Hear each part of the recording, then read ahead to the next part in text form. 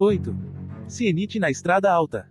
Cienite acaba precisando perguntar o nome de seu novo mentor, Alabaster. Ele lhe diz que ela supõe haverem lhe dado ironicamente. Precisa usar o nome dele com bastante frequência, porque ele fica caindo no sono sobre a sela durante os longos dias de cavalgada, o que lhe deixa todo o trabalho de prestar atenção à rota e ficar atenta a possíveis perigos, bem como manter-se entretida. Ele acorda rápido quando ela pronuncia seu nome, o que, de início, leva a acreditar que ele está apenas fingindo para evitar uma conversa com ela. Quando ela diz isso, ele parece irritado e fala: "É claro que caí no sono de verdade. Se quiser tirar algo de útil de mim hoje à noite, é melhor me deixar dormir." O que a deixa furiosa, porque não é ele que vai ter que ter um bebê para o Império e a Terra. E o sexo também não requer nenhum grande esforço da parte dele, breve e entediante como é. Mas talvez, com uma semana de viagem, ela finalmente perceba o que ele está fazendo durante suas cavalgadas diurnas e mesmo durante a noite, enquanto estão cansados e pegajosos no saco de dormir que compartilham. Ela pode ser perdoada por não ter notado, ela pensa, porque é uma coisa constante, como um murmúrio baixinho em uma sala cheia de gente tagarelando, mas ele está reprimindo todos os tremores na área. Todos eles, não apenas um tremor que as pessoas possam sentir. Todas as minúsculas e infinitesimais flexões e ajustes da Terra, alguns dos quais são essencialmente aleatórios, onde quer que ela e Alabaster passem, esses movimentos se aquietam por um tempo. A quietude sísmica é comum em Yumenes, mas não deveria existir aqui no interior, onde a rede de ligação é esparsa. Quando Cienite descobre isso, fica confusa, porque não faz sentido reprimir microtremores e, na verdade, fazer isso pode tornar as coisas piores da próxima vez que ocorrer um tremor maior. Foram muito cuidadosos ao ensinar isso a ela quando ainda era um grão aprendendo geometria e sismologia básicas. A Terra não gosta de ser contida.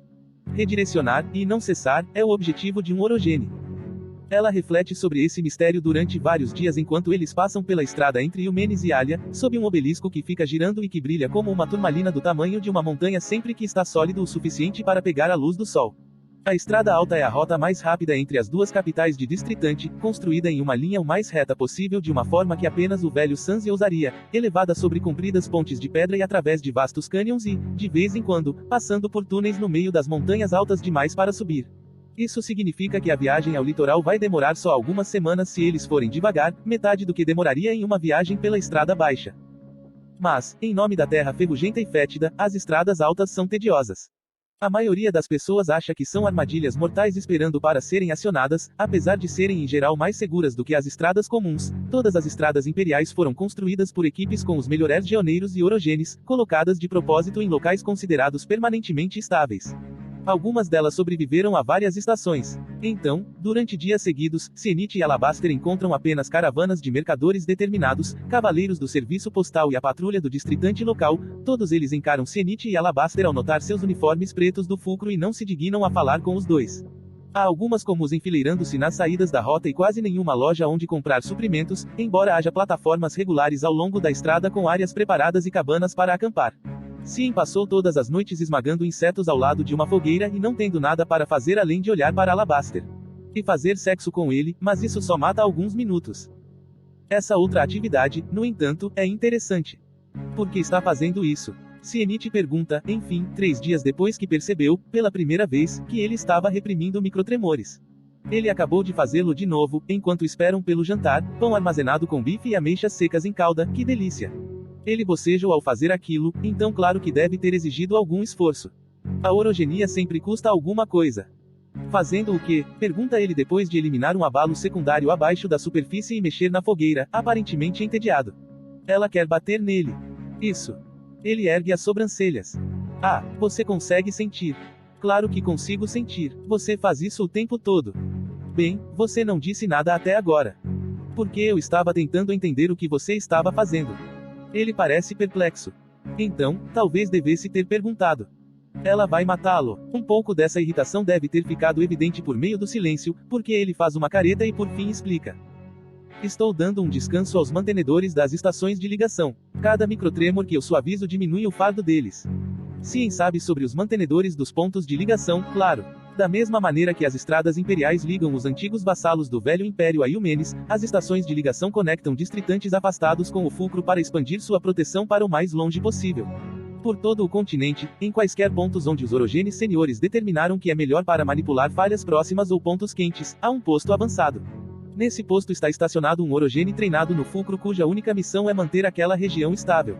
Nos equatoriais, as zonas de pontos de ligação se sobrepõem, de modo que não há nenhum movimento sequer. É por isso, e pela presença do fulcro em seu centro, que Iumenes pode construir da forma como constrói. Para além dos equatoriais, no entanto, as zonas são espaçadas para oferecerem maior proteção às populações maiores, e a intervalos na rede. Não vale a pena, pelo menos, não de acordo com os senhores do fulcro, colocar estações de ligação perto de cada pequena comum de cultivo ou mineração do interior. As pessoas desses lugares se defendem da melhor maneira que podem. Cien não conhece nenhum dos pobres tolos designados para uma missão tão tediosa, mas está muito, muito feliz de que ninguém nunca tenha lhe sugerido tal tarefa. É o tipo de coisa que dão a Orogenes que nunca chegarão ao quarto anel, aqueles que têm muito poder bruto e pouco controle. Pelo menos podem salvar vidas, mesmo que estejam condenados a passar suas próprias em relativo isolamento e obscuridade. Talvez você devesse deixar os microtremores para os mantenedores, sugere Cienite. A comida está bem quente, ela usa um graveto para tirá-la do fogo. Mesmo sem querer, está com água na boca. Foi um dia longo. A Terra sabe que eles provavelmente precisam de alguma coisa para impedir que moram de tédio. Ela está concentrada na comida e a princípio não percebe o silêncio dele até oferecer-lhe uma porção. Então, ela franze a testa porque ele tem aquela expressão no rosto outra vez. O ódio. E desta vez pelo menos um pouco é dirigido a ela. Você nunca esteve em uma estação de ligação, suponho. Que ferrugem é essa? Não, porque eu iria a uma delas. Porque deveria. Todos os Rogas deveriam. Cienite vacila só um pouquinho ao ouvi-lo dizer Roga. O fulcro dá advertência a qualquer um que use essa palavra, de forma que ela não a ouve com frequência. Apenas o estranho epíteto sussurrado pelas pessoas que passam por eles ou por grãos tentando parecer durões quando os instrutores não estão por perto. É uma palavra tão feia, rude e gutural, o som dela é como um tapa na orelha.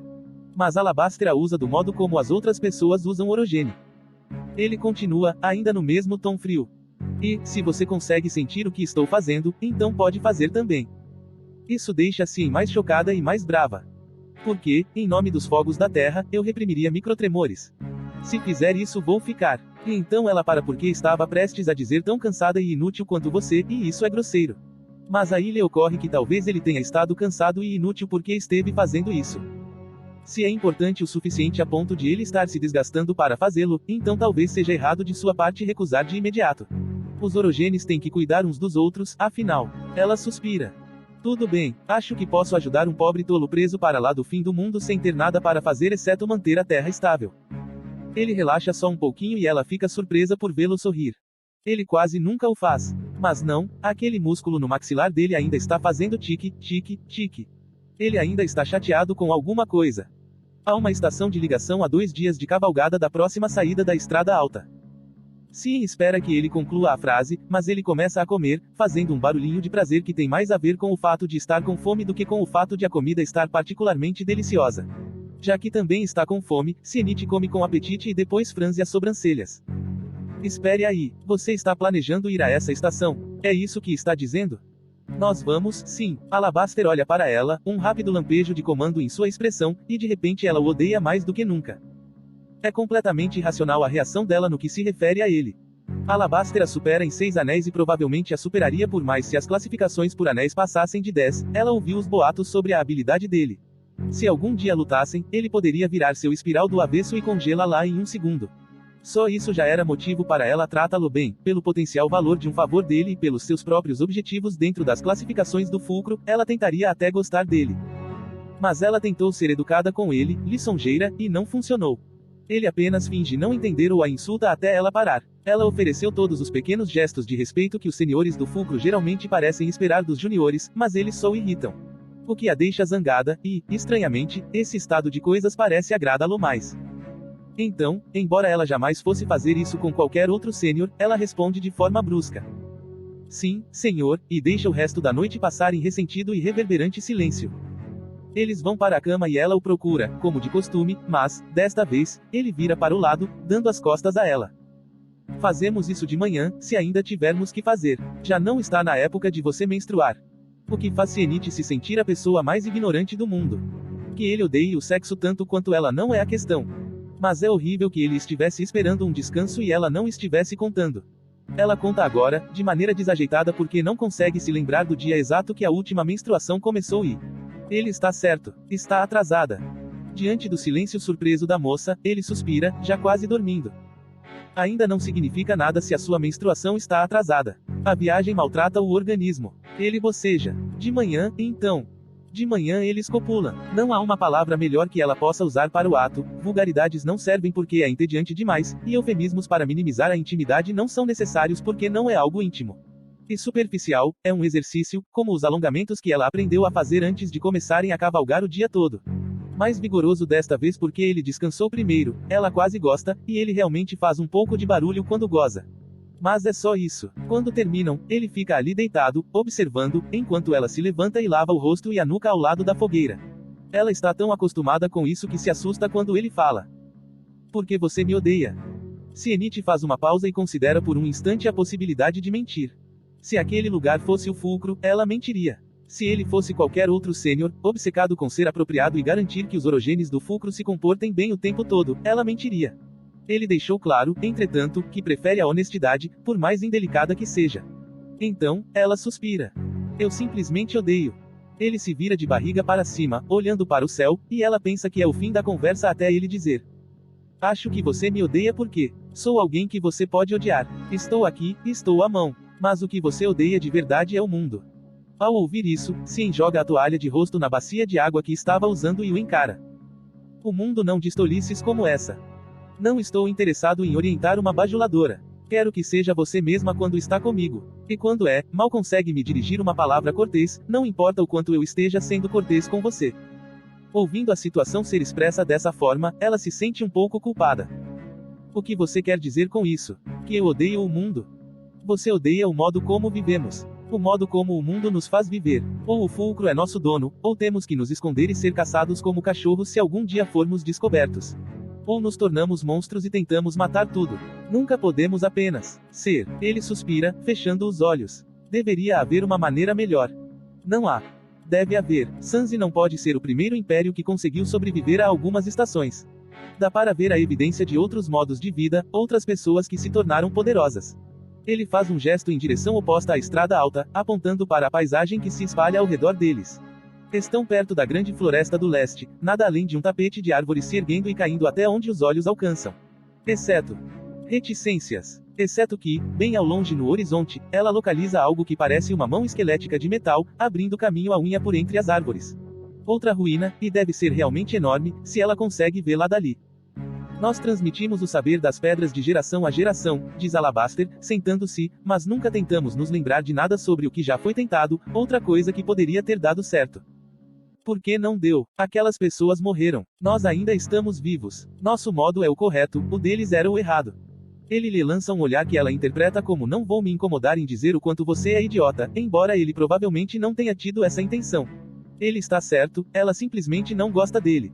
Percebo que você só tem a educação que o fulcro lhe deu, mas pense, tudo bem.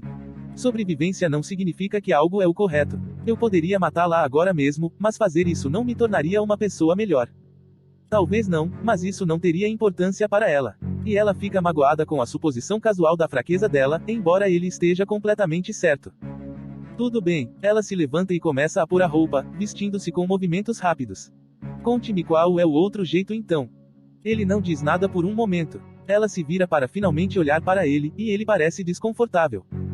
Bem, ele aborda o assunto com cuidado. Poderíamos tentar deixar os orogenes administrarem coisas. Ela quase dá risada.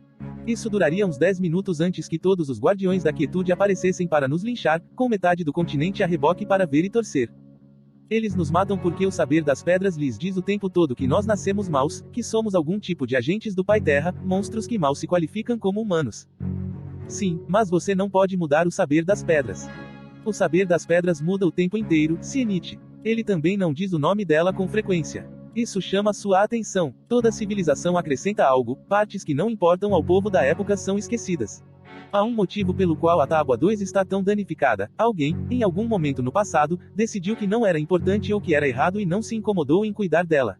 Ou talvez tenham até tentado destruí-la de propósito, por isso tantas das cópias mais primitivas estão danificadas exatamente da mesma forma. Os arqueomistas encontraram algumas tábuas antigas em uma das cidades mortas no platô Tapita. Eles também escreveram seu saber das pedras de modo ostensivo para transmiti-lo para as futuras gerações.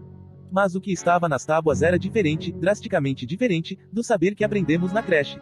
Até onde sabemos, a própria admoestação contra mudar o saber é um acréscimo recente. Ela não sabia disso. Essa história a faz franzir a testa. Também a faz não querer acreditar nele, ou talvez seja apenas sua aversão a ele vindo à tona outra vez. Mas, o saber das pedras é tão antigo quanto a inteligência. É a única coisa que permitiu que a humanidade sobrevivesse quinta estação após quinta estação, quando eles se agrupam enquanto o mundo fica escuro e frio. Os sabedoristas contam histórias sobre o que acontece quando as pessoas, líderes políticos ou filósofos ou intrometidos bem intencionados de qualquer tipo, tentam mudar o saber. Resulta inevitavelmente em desastre. Então, ela não acredita. Onde você ouviu falar sobre as tábuas em Tapita? Venho cumprindo missões fora do fulcro há 20 anos. Tenho amigos aqui fora. Amigos que conversam com um orogene sobre heresia histórica. Soa ridículo. Mas, por outro lado, bem. Tudo bem, então, como se altera o saber de modo que ela não está prestando atenção aos estratos ambientes porque a discussão interessou-lhe mais do que deseja admitir. Ele, contudo, aparentemente ainda está reprimindo tremores mesmo enquanto conversam. Além do mais, ele é um 10 anéis, então faz sentido que respire e se levante de forma abrupta como se puxado por cordas, virando-se para o horizonte a oeste. Se enfranze as sobrancelhas e segue o olhar dele. A floresta daquele lado da estrada alta é cheia de remendos por conta da exploração madeireira e bifurcada por duas estradas baixas que se embrenham por entre as árvores. A outra ruína de Siva extinta, uma cúpula que é mais uma pedra caída do que uma coisa intacta, bem longe, e ela consegue ver 3 ou 4 pequenas comus muradas, espalhadas pela paisagem aqui e ali. Mas ela não sabe a que ele está reagindo. Reticências. E então ela sensa a causa. Pelas crueldades da terra, é um dos grandes. Um de nível 8 ou 9. Não, maior, a um ponto quente a uns 320 quilômetros de distância, abaixo da periferia de uma cidadezinha chamada Mei. Mas isso não pode estar certo. Mei fica na extremidade dos equatoriais, o que significa que está dentro da rede de ligação protetora. Por quê? Não importa por quê, não quando sim pode ver esse tremor fazendo toda a terra em torno da estrada alta chacoalhar e todas as árvores balançarem. Alguma coisa deu errado, a rede falhou, e o ponto quente abaixo de Mei está subindo em direção à superfície. Os prototremores, mesmo daqui, são poderosos o bastante para trazer à boca dela um gosto de metal velho e amargo e fazer o leito de suas unhas da mão coçar. Até os quietos mais incapazes de sensar podiam sentir luz, uma torrente constante de pequenas ondas sacudindo as louças e fazendo idosos arquejarem e porem as mãos na cabeça enquanto bebês choram de repente. Se nada impedir esse afloramento, os quietos sentiram muito mais quando surgir um vulcão bem debaixo dos seus pés. O que? Sienite começa a se virar para Alabaster e então para, em estado de choque, porque ele está agachado com as mãos e os joelhos no chão, grunhindo. Um instante depois ela sente algo, uma onda de choque de orogenia bruta reverberando para fora e para baixo através das colunas da estrada alta e para dentro do xisto solto do solo da região.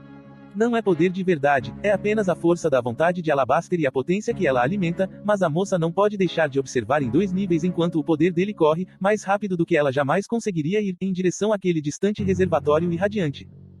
E antes mesmo de sim perceber o que está acontecendo, Alabaster a agarra de um jeito que ela nunca vivenciou. Ela sente sua conexão com a Terra, sua consciência orogênica, sendo de repente cooptada e conduzida por outra pessoa, e não gosta nem um pouco disso. Mas, quando ela tenta recuperar o controle de seus poderes, ele queima, como fricção, e no mundo real ela berra e cai de joelhos e não faz ideia do que está acontecendo. Alabaster os prendeu um ao outro de algum modo, usando a força dela para amplificar a dele próprio, e não há nada que ela possa fazer. E então eles estão juntos, mergulhando para dentro da terra um atrás do outro, descendo em espiral em meio ao maciço e escaldante poço de morte que é o ponto quente. É enorme. São quilômetros de extensão, maior do que uma montanha. Alabaster faz alguma coisa, e algo sai em disparada e Sienite grita em uma súbita agonia que se acalma quase que de imediato. Redirecionado. Ele faz isso de novo e desta vez ela percebe o que ele está fazendo, protegendo-a do calor e da pressão e da fúria do ponto quente.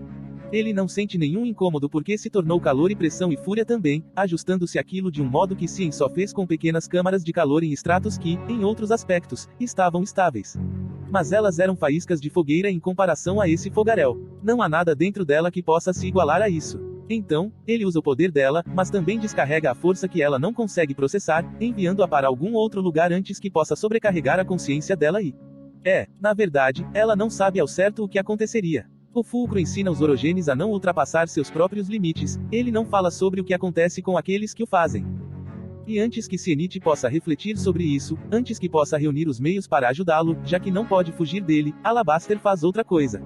Um golpe intenso. Algo foi perfurado em algum lugar. De imediato, a pressão que a bolha de magma faz para cima começa a baixar. Ele puxa os dois, tirando-os do fogo e colocando-os na terra que ainda treme, e ela sabe o que fazer aqui porque são só tremores, não a fúria do Pai Terra encarnada. Algo muda de forma brusca, e a força dele fica à disposição dela.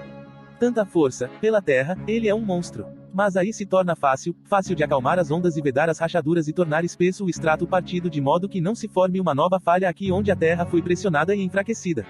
Ela consegue sensar as estrias pela superfície da terra com uma clareza que nunca teve antes. Ela as alisa, reforça a pele da terra em torno delas com um foco cirúrgico que nunca antes foi capaz de atingir. E enquanto o ponto quente se transforma apenas em outra ameaça oculta e o perigo passa, ela volta-se para encontrar Alabaster encolhido em posição fetal à sua frente e um padrão de gelo semelhante a uma queimadura ao redor deles dois que já está sublimando. Ela está com as mãos e os joelhos no chão, tremendo. Quando tenta se mexer, tem que fazer muito esforço para não cair de cara. Seus cotovelos ficam ameaçando dobrar. Mas ela se obriga a fazer isso, a arrastar-se uns 30 ou 60 centímetros para chegar até Alabaster, porque ele parece estar morto. Ela toca o braço dele, e o músculo debaixo do tecido está rijo, contraído e travado em vez de flácido. Ela pensa que isso é um bom sinal. Puxando-o um pouco, ela chega mais perto e vê que os olhos dele estão abertos, arregalados, e olhando, não com o vazio inexpressivo da morte, mas com uma expressão de pura surpresa. É exatamente como Ressonita disse, ele sussurra de repente, e ela dá um pulo porque não achava que ele estivesse consciente. Maravilha! Ela está em uma estrada alta no meio do nada, meio morta depois que sua orogenia foi usada por outra pessoa contra a sua vontade, sem ninguém para ajudá-la a não ser o ridiculamente poderoso cérebro de ferrugem imbecil que fez isso, para começar. Tentando voltar ao normal depois de... Na verdade, ela não faz ideia do que acabou de acontecer.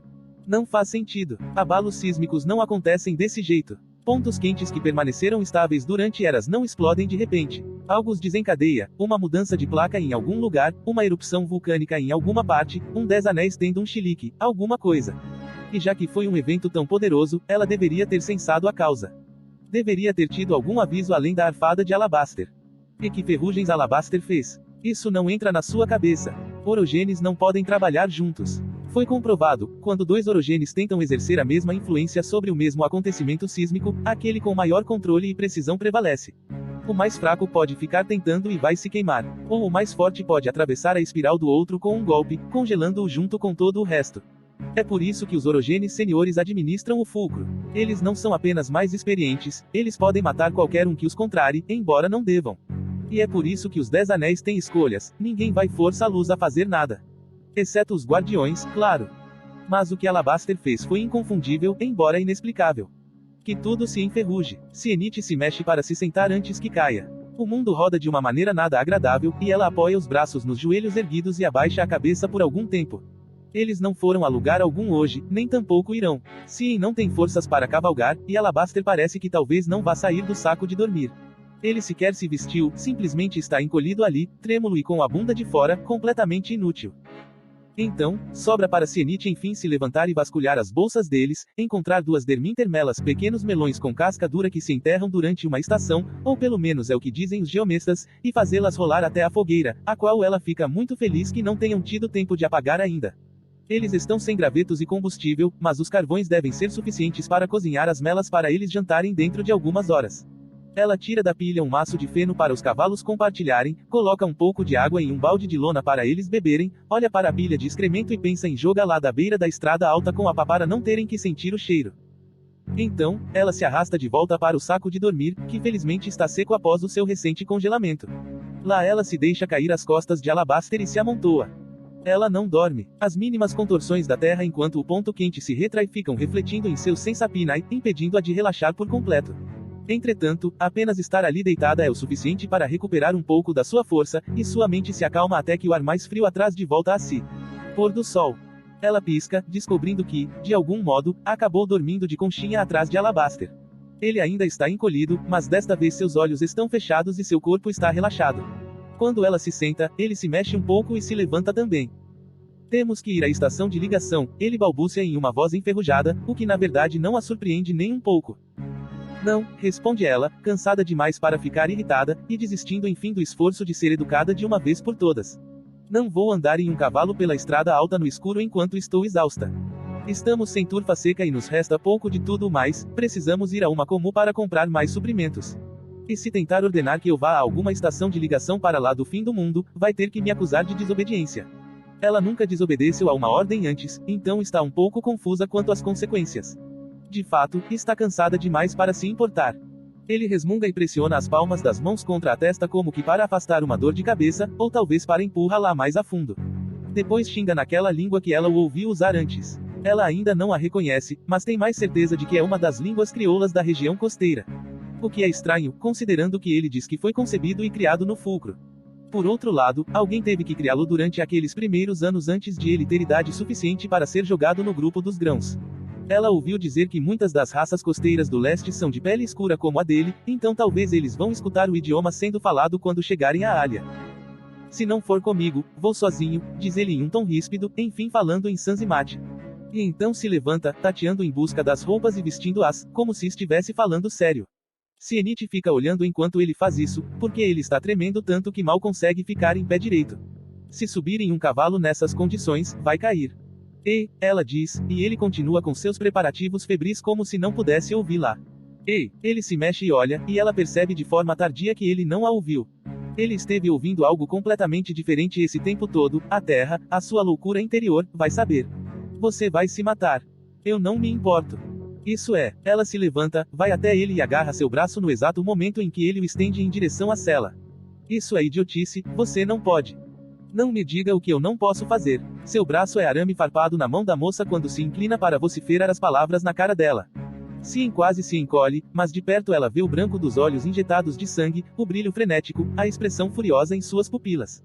Há algo errado com ele. Você não é uma guardiã. Não pode me dar ordens. Você enlouqueceu. Pela primeira vez desde que o conheceu, ela está preocupada. Ele usou a orogenia dela com tanta facilidade, e ela não faz ideia de como ele fez isso. Ele é tão magro que ela provavelmente poderia acertá-lo e deixá-lo sem sentidos com certa tranquilidade, mas ele a congelaria depois do primeiro golpe. Ele não é idiota. Ela tem que fazê-lo ver. Eu vou com você, assegura ela com firmeza, e ele parece tão grato que ela se sente mal por seus pensamentos pouco lisonjeiros de antes. Ao nascer do sol, quando pegarmos a passagem para as estradas baixas sem quebrar as patas de nossos cavalos e os nossos pescoços. Tudo bem. O rosto dele se contrai de agonia. É tempo demais. Nós já dormimos o dia inteiro. E quando você falou sobre isso antes, disse que era uma viagem de 2 dias. Se perdermos os cavalos, quanto tempo mais vai demorar? Isso o faz parar. Ele pisca e resmunga e se afasta aos tropeços, felizmente para longe da cela. Tudo está vermelho sob a luz do pôr do sol. Há uma formação rochosa à distância atrás dele, um cilindro reto e alto de uma coisa que Sienite consegue distinguir que não é natural apenas em um relance, ou foi erguido por um orogene, ou é outra ruína, mais bem camuflada do que a maioria. Tendo isso como pano de fundo, Alabaster fica olhando para o céu como se quisesse começar a uivar. Suas mãos contraem-se e relaxam, contraem-se e relaxam. A estação de ligação, ele diz por fim. Sim, ela estica a palavra, tentando não deixá-lo ouvir o tom de tirando sarro do louco que tem a sua voz. Ele hesita, depois respira fundo. Respira outra vez, acalmando-se. Você sabe que tremores e choques não surgem do nada desse jeito. A causa desse abalo, a mudança que interrompeu o equilíbrio do ponto quente, foi a estação de ligação. Como você, claro que ele sabe, é um 10 anéis. Então, ela entende o que ele quer dizer. Espere, você está dizendo que o mantenedor da estação desencadeou isso. É exatamente o que estou dizendo. Ele se vira para ela, cerrando os punhos de novo. Agora você entende por que eu quero ir para lá. Ela aquece, sem expressão. Ela entende. Porque um orogene que espontaneamente cria um supervulcão não faz isso sem gerar um espiral do tamanho de uma cidade. Ela não consegue deixar de olhar por sobre a floresta, em direção à estação. Ela não consegue ver nada daqui, mas, em algum lugar lá fora, um orogene do fulcro matou tudo em um raio de vários quilômetros. E então vem a pergunta possivelmente mais importante, que é, por quê? Tudo bem, diz Alabaster de repente. Precisamos partir nas primeiras horas da manhã e ir o mais rápido que pudermos. É uma viagem de 2 dias se formos devagar, mas, se forçarmos os cavalos. Ele fala mais rápido quando ela abre a boca, passando por cima de sua objeção como um homem obcecado. Se os forçarmos, se partirmos antes da alvorada, podemos chegar lá ao anoitecer. Essa provavelmente é a melhor coisa que ela vai conseguir dele. Na alvorada, então, ela coça o cabelo. O couro cabeludo está áspero por conta da poeira da estrada, faz 3 dias que não consegue tomar banho. Eles deveriam passar por Alta Adia amanhã, uma comum de tamanho médio onde ela teria pressionado para ficar em uma pousada. Mas ele está certo. Precisam chegar à estação de ligação. Mas vamos ter que parar no próximo riacho ou hospedaria. Temos pouca água para os cavalos. Ele solta um som de frustração por conta das necessidades do corpo mortal. Mas diz: Tudo bem. Então, ele se agacha perto dos carvões, de onde pega uma das melas já frias e a abre, comendo com os dedos e mastigando metodicamente. Ela duvida que ele sinta o gosto. Combustível. Ela se junta a ele para comer a outra mela, e o resto da noite se passa em silêncio, embora não em tranquilidade. No dia seguinte, ou, na verdade, mais tarde naquela noite, eles selam os cavalos e partem com cuidado em direção à estrada em zigue-zague que os tirará da estrada alta e os levará às terras abaixo.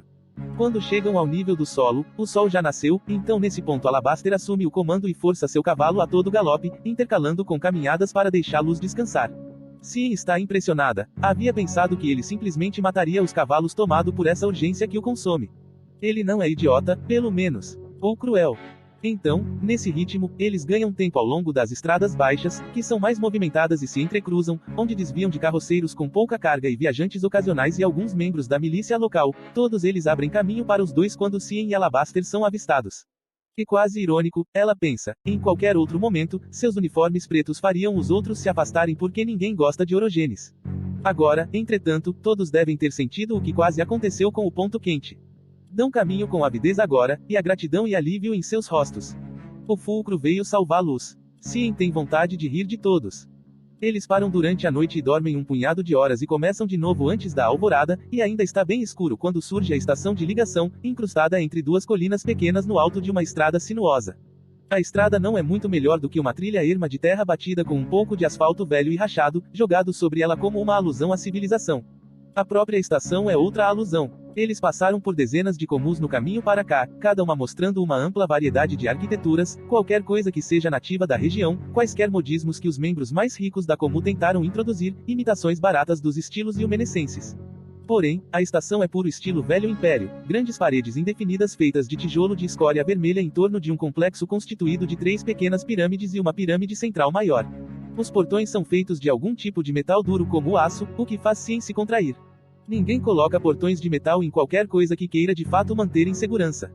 Mas não há nada na estação, exceto o orogene que mora aqui e a equipe que dá apoio a ele ou a ela. As estações de ligação nem ao menos têm esconderijos de provisões, em vez disso contam com caravanas de reabastecimento periódicas vindas de comus próximas. Poucos iam querer roubar qualquer coisa de dentro daquelas paredes. Cien é pega desprevenida quando Alabaster refreia o cavalo de forma abrupta bem antes de chegarem aos portões, olhando de esguelha para a estação. O que foi? Ninguém está saindo, diz ele quase que para si mesmo. Ninguém está se mexendo para além dos portões. Não consigo ouvir nada vindo de lá de dentro. Você consegue? Ela só ouve o silêncio. Quantas pessoas deveria haver? O mantenedor da estação, um guardião, e... Mantenedores de estação não precisam de guardiões. Em geral, há uma tropa de 6 a 10 soldados imperiais colocados na estação para proteger o mantenedor. Cozinheiros e outros funcionários para servir luz. E sempre há pelo menos um médico. Tantos enigmas em tão poucas palavras. Um orogene que não precisa de guardião. Mantenedores de estações têm menos de 4 anéis. Pessoas com poucos anéis nunca recebem permissão para sair do fulcro sem guardiões, ou pelo menos um sênior para supervisionar. Os soldados ela entende, às vezes, habitantes locais supersticiosos não fazem muita distinção entre orogenes treinados pelo fulcro e qualquer outro tipo. Mas por que um médico? Não importa. Provavelmente estão todos mortos, diz ela, mas, mesmo ao dizer isso, seu raciocínio hesita. A floresta ao redor deles deveria estar morta também, num raio de quilômetros, e árvores e animais e solo, instantaneamente congelados e transformados em lama depois de descongelar. Todas as pessoas que passaram por eles pela estrada deveriam estar mortas. De que outra forma o mantenedor da estação teria conseguido energia suficiente para agitar aquele ponto quente? Mas tudo parece bem daqui, exceto pelo silêncio na estação de ligação. De repente, Alabaster faz o cavalo andar e não há tempo para perguntas. Eles sobem a colina e seguem em direção aos portões fechados e trancados que Cien não consegue ver um modo de abrir, se não houver ninguém lá dentro para fazer isso para eles. Em seguida, Alabaster assobia e se inclina para a frente e, por um momento, surge uma espiral estreita e intensa tremeluzindo. Não em torno deles, mas do portão. Ela nunca viu ninguém fazer isso, lançar sua espiral a outro lugar, mas, ao que parece, os 10 anéis conseguem.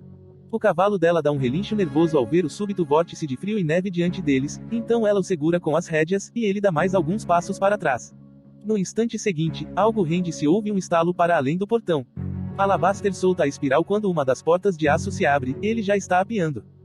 Espere, dê um tempo para a porta esquentar, começa Cien, mas ele a ignora e se dirige aos portões sem sequer se incomodar em ver onde põe os pés no asfalto escorregadio salpicado de geada. Pelos ferrugentos fogos da terra.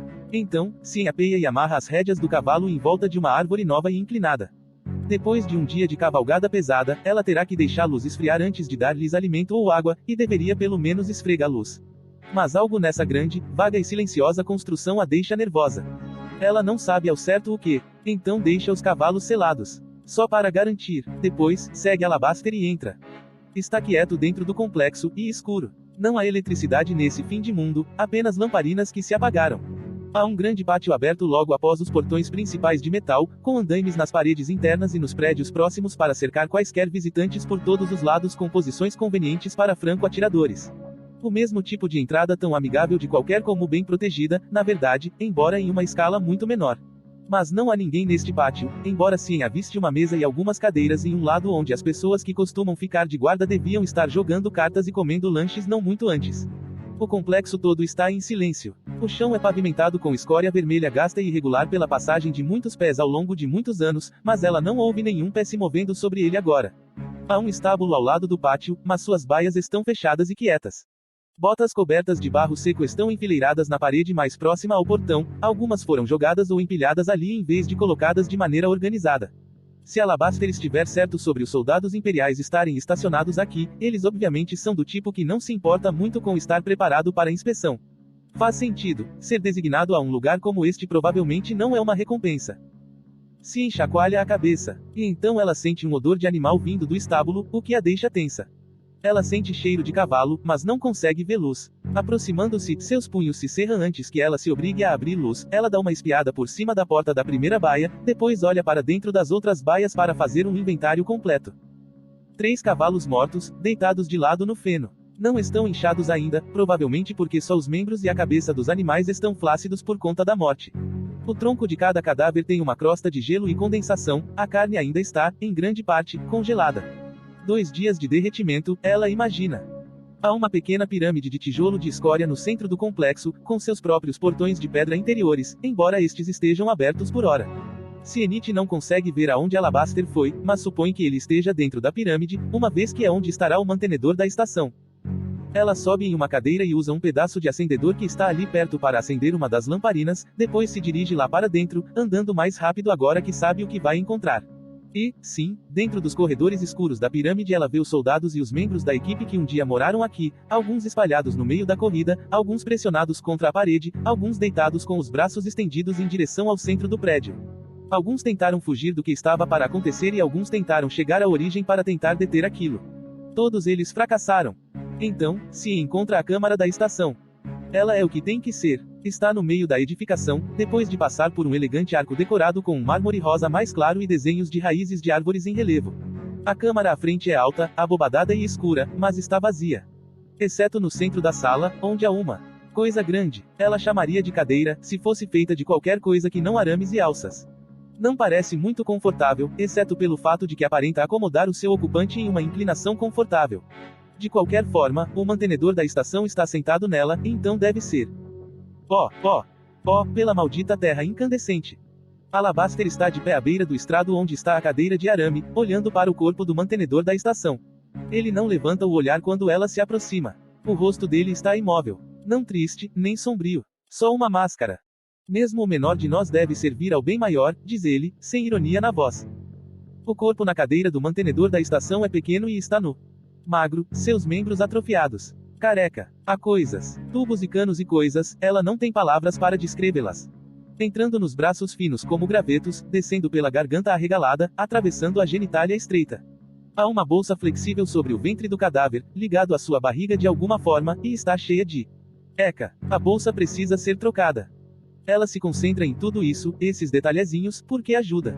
Porque há uma parte dela que está tagarelando, e o único meio de manter essa parte lá dentro e em silêncio é se concentrar em tudo o que vê.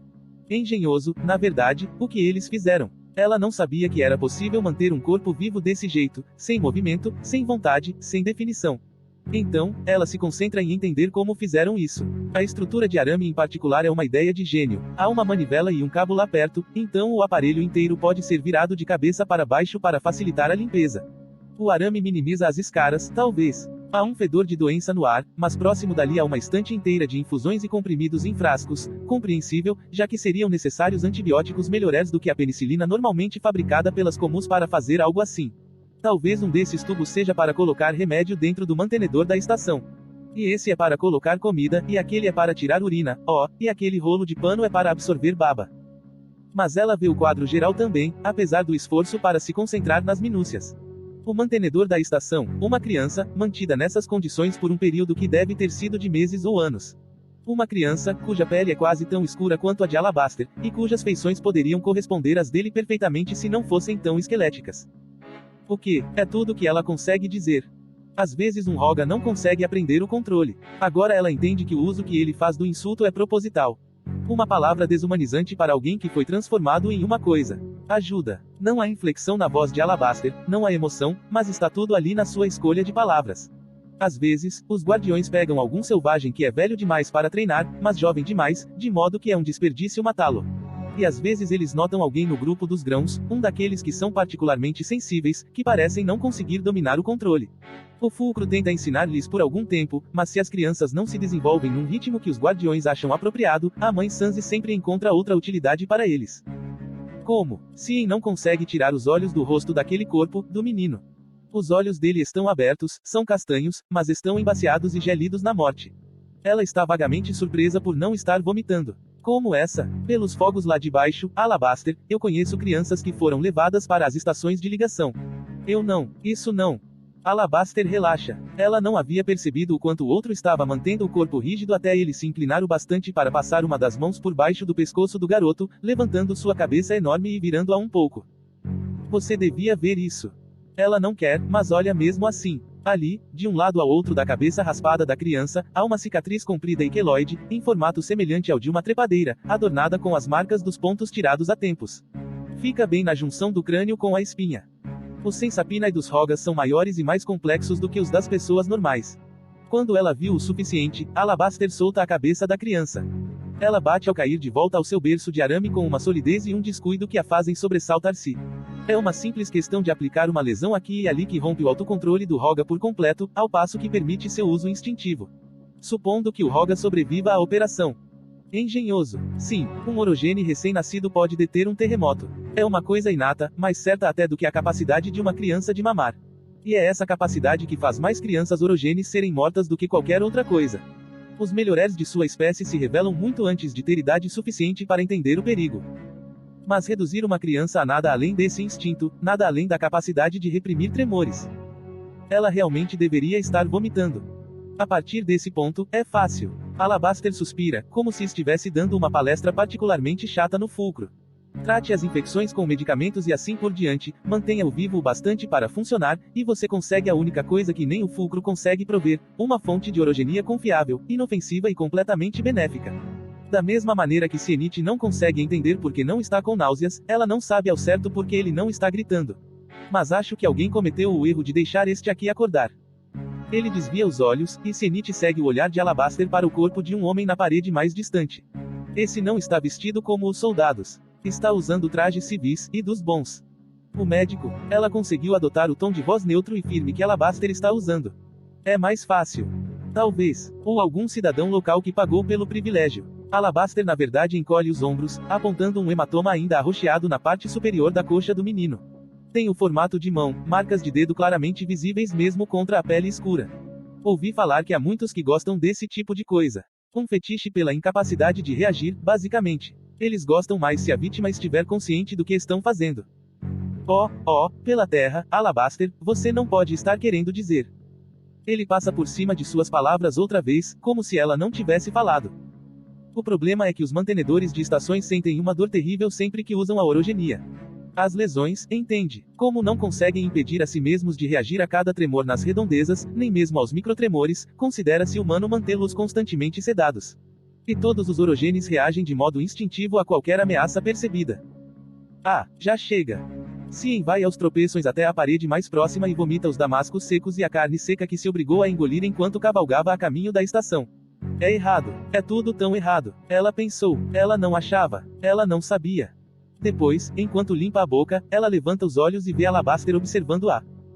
Como eu disse, ele conclui em um tom muito suave, todo Roga deveria ver uma estação de ligação, pelo menos uma vez. Eu não sabia. Ela balbucia as palavras, as costas da mão ainda sobre a boca. As palavras não fazem sentido, mas ela se sente forçada a dizê-las. Eu não sabia. Você acha que isso importa? É quase cruel a frieza de sua voz e de seu rosto. Importa para mim. Acha que você importa? De repente ele sorri. É uma coisa feia, fria como a espiral de vapor que sai do gelo. Você acha que algum de nós importa a não ser pelo que podemos fazer por eles? Quer obedeçamos ou não, ele vira a cabeça em direção ao corpo da criança abusada e assassinada. Você acha que ele importava, depois do que lhe fizeram? O único motivo pelo qual não fazem isso com todos nós é que somos mais versáteis, mais úteis, se nos controlamos. Mas cada um de nós é apenas mais uma arma para eles. Apenas um monstro útil, apenas um pouco de sangue novo para acrescentar às linhagens de reprodução. Apenas mais um maldito Roga. Ela nunca ouviu tanto ódio colocado em uma palavra antes. Mas, estando ali com a prova definitiva do ódio do mundo morta e fria e fedendo entre eles, ela não pode sequer vacilar desta vez. Porque se o Fulcro pode fazer isso, ou os Guardiões ou a liderança Eumenescência ou os Geomestas ou quem quer que tenha inventado esse pesadelo, então não faz sentido mascarar o que pessoas como Cianite e Alabaster são de fato. Não são pessoas de forma alguma. Nem orogenes. Educação é um insulto em face do que ela viu. Roga, isso é tudo que eles são. Depois de um instante, Alabaster se vira e sai da sala. Eles acampam no pátio aberto. Os prédios da estação têm todos os confortos que Cien desejava: água quente, camas macias, comida que não é só pão armazenado e carne seca. Aqui fora no pátio, porém, os corpos não são humanos. Alabaster está sentado em silêncio, olhando para a fogueira que Cianite fez. Ele está enrolado em um cobertor, segurando a xícara de chá que ela preparou. Ela ao menos reabasteceu as reservas deles com as da estação. Ela não o viu beber nem um gole da xícara. Talvez tivesse sido bom, ela pensa, se pudesse ter lhe dado algo mais forte para beber. Ou não, ela não sabe ao certo o que um orogene com a habilidade dele poderia fazer bêbado. Eles não devem beber exatamente por essa razão. Mas que se enferruje a razão, neste exato momento. Que se enferruje tudo. Os filhos são a nossa ruína, diz Alabaster, seus olhos cheios de fogo. Cianite aquece, embora não entenda. Ele está falando. Isso tem que ser uma coisa boa. Acho que tenho 12 filhos. Alabaster se embrulha mais no cobertor. Não tenho certeza. Eles nem sempre me dizem. Eu nem sempre vejo as mães depois. Mas suponho que sejam 12. Não sei onde a maioria deles está. Ele conta fatos aleatórios como esse a noite toda, quando chega a falar. Cianite não foi capaz de responder a maioria de suas declarações, então não foi bem uma conversa. No entanto, essa a faz falar, porque esteve pensando sobre isso. Sobre como o menino na cadeira de arame parece Alabaster. Nosso filho. Começa ela. Ele olha para ela e sorri de novo. É amável desta vez, mas ela não sabe ao certo se acredita nisso ou no ódio sob a superfície do sorriso. Ah, esse é só um destino possível. Ele aponta para as indistintas paredes vermelhas da estação. Essa criança poderia se tornar outro eu passando rapidamente de uma classificação de anel a outra e estabelecendo novos padrões para a orogenia, uma lenda do fulcro. Ou ela poderia ser medíocre e nunca fazer nada digno de nota. Apenas mais uma orogene 4 ou 5 anéis limpando portos obstruídos por corais e fazendo filhos no tempo livre. Ele fala em um tom de alegria tão ferrugento que é difícil prestar atenção às palavras e não só à inflexão. A voz se suaviza, e alguma parte dela anseia por algo mais suave neste exato momento. Mas as palavras dele a deixam com os nervos à flor da pele, ferroando como fragmentos pontiagudos de vidro em meio ao mármore liso. Ou um quieto, diz ela. Até mesmo 2 rogas. É difícil dizer a palavra, mas é mais difícil dizer orogene porque o termo mais educado agora parece uma mentira. Até nós podemos produzir um quieto. Espero que não. Você espera que não. Esse é o melhor destino que ela consegue imaginar para o filho deles. Alabaster estende as mãos em direção ao fogo para aquecê-las. Está usando seus anéis, ela percebe de repente. Ele quase nunca usa, mas, algum tempo antes de chegarem à estação, mesmo com o temor pelo filho queimando nas veias, lembrou-se de que seria adequado e os colocou. Alguns deles brilham à luz da fogueira, enquanto outros são opacos e escuros, um em cada dedo, inclusive nos polegares. Cianite sente uma pequena comichão em 6 de seus dedos por estarem nus. Qualquer filho de 2 orogenes classificados com anéis também deve ser orogene, sim, diz ele.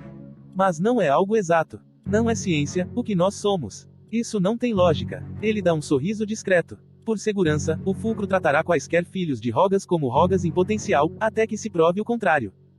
Mas, depois que estiver provado que não são, afinal, eles serão pessoas. É a única esperança de que ela pode lançar mão. Talvez alguém os adote em uma boa comum, os mande para uma escola de verdade, os deixe utilizar um nome de uso. Ele suspira. Há tanto cansaço nesse suspiro que Cien se cala, confusa e assustada. Nenhuma como adotaria nosso filho, ele fala. As palavras são propositais e vagarosas. A orogenia pode pular uma geração, talvez 2 ou 3, mas ela sempre volta. O Pai Terra nunca se esquece da dívida que temos. Cienite franze as sobrancelhas. Ele falou coisas desse tipo antes, coisas que remontam às histórias dos sabedoristas sobre os orogenes, que são armas não do fulcro, mas do odioso planeta à espera debaixo de seus pés. Um planeta que não quer nada mais do que destruir a vida, infestando sua superfície antes imaculada. Há algo nas coisas que Alabaster diz que a faz pensar que ele acredita nessas histórias antigas, pelo menos um pouco. Talvez acredite. Talvez o reconforte pensar que sua espécie tem algum propósito, por mais terrível que seja. Ela não está com paciência para misticismo neste exato momento. Tudo bem, ela não será adotada por ninguém. Cienite escolhe ela de forma arbitrária. Mas e então, o fulcro não fica com quietos. Os olhos de Alabaster são como seus anéis, refletindo o fogo num instante, opacos e escuros no instante seguinte. Não, ela se tornaria uma guardiã. Ah, ferrugens. Isso explica tanta coisa. Ao notar que ela ficou em silêncio, ele levanta os olhos. Bom, tudo o que você viu hoje. Esqueça que viu. O quê?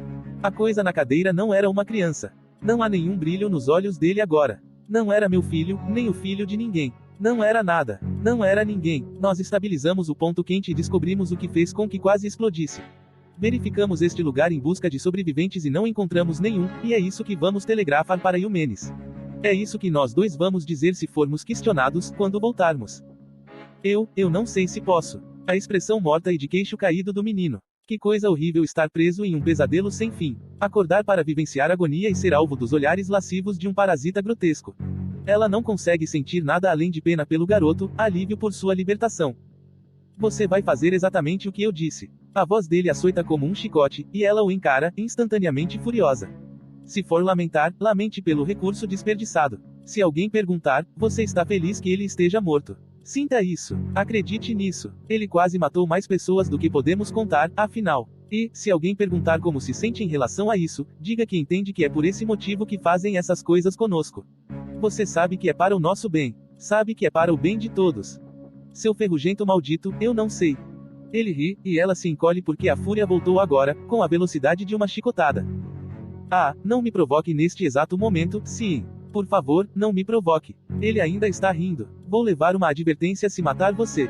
É uma ameaça, enfim. Bem, da próxima vez que ele dormir, ela vai ter que cobrir o rosto dele enquanto o esfaqueia. Mesmo as facadas letais demoram alguns segundos para matar, se ele concentrar sua orogenia nela nesse curto período, ela estará morta. No entanto, é menos provável que ele consiga mirar nela com precisão sem os olhos, ou se estiver distraído pela asfixia. Mas Alabaster ainda está rindo. Muito. É quando Cienite se dá conta de uma agitação pairando no ambiente. Um quase iminente nos estratos debaixo dos seus pés. Ela franze a testa, distraída e alerta, e imagina se é o ponto quente outra vez.